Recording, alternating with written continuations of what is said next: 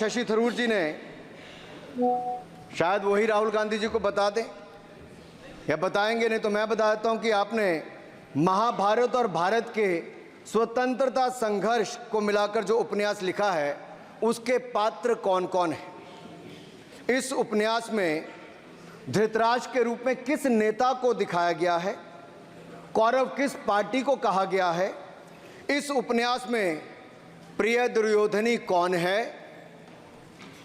जब राहुल जी को इसका पता चलेगा तो मुझे लगता है कहीं ना कहीं शशि थरूर जी पर कार्रवाई ना हो जाए। लेकिन क्या है साहब, ये लोग तो संविधान दिखाते थे, पढ़ते नहीं थे। मैंने उस दिन पूछ लिया कितने पन्ने होते, तो वो भी नहीं बता पाए। मैंने उसके बाद पूछा कि ये जो आप संविधान की कॉपी लेकर चलते हो, इसका प्रीफेस पढ़ा है, इसका फॉरवर्ड पढ़ा है, इसकी प्रस्तावना किसने की है।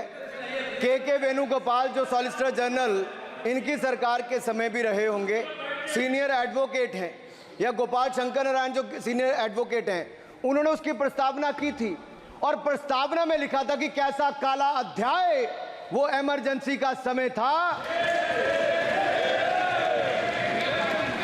और ये संविधान जो डॉक्टर BR अंबेडकर जी ने दिया, अगर ये नहीं दिया होता तो आम जनमानस को अपने अधिकारों का पता भी नहीं लगता।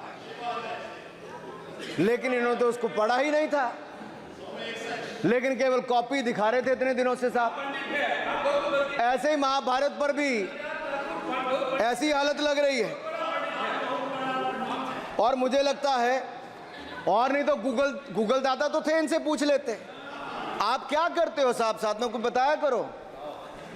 सर, इस उपन्यास के माननीय सभापति जी, इस उपन्यास के मुताबिक जिस पार्टी के सर्वे सर्वा आप हैं, उस उपन्यास के वही कौरव पार्टी है। मैं अपनी तसल्ली के लिए कुछ पंक्तियों को यहां उद्धृत कर देता हूं। मैं कोट कर रहा हूं सर, पेज नंबर 245 से। The India of which Dhritarashtra assumed the leadership on 15th August 1947 had just been through a cathartic process of regeneration, another stage in this endless cycle.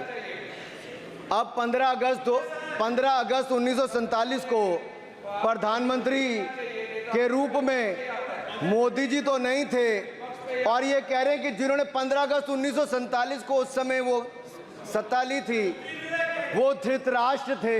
तो धृतराष्ट्र किसको कहा गया? धृतराष्ट्र को किसको कहा गया? अब आपने मुझे बांध रखा है। कल स्पीकर ने कहा है, स्पीकर महोदय ने कहा कि उस समय के लोगों का नाम नहीं लेना। तो प्रथम प्रधानमंत्री जी को धृतराष्ट्र मैंने नहीं कहा, इनके अपने ही सांसद ने अपने ग्रेट इंडियन नॉवल में कहा है। शशि थरूर जी कहाँ हैं, कहीं छिप तो नहीं गए?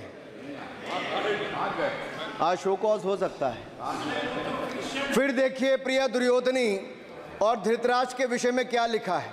आई quote from page 293। In Delhi blind Dhritarashtra ruled with Priya Duryodhani by his side and he pledged the nation not so much to the gas and hot water of his Fabian preceptors but to smoke and steam of the modern industrial revolution. Their ancestors had denied this country. Sir, ये सबको पता है कि इस देश के एकमात्र Fabian Samajwadi कौन थे, और ये फैबियन समाजवादी कौन थे उसके बारे में किसी और ने नहीं, आपके ही सांसद ने लिखा है।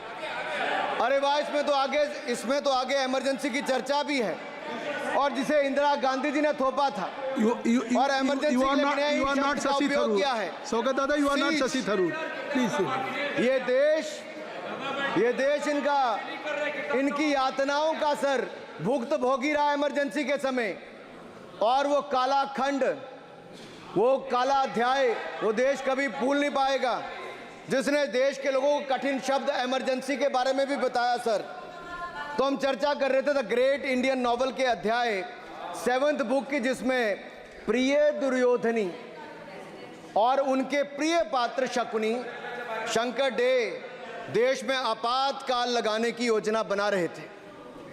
सर, मैं पढ़ता हूं कि शकुनी ने क्या कहा। Quote, What you could do now is to declare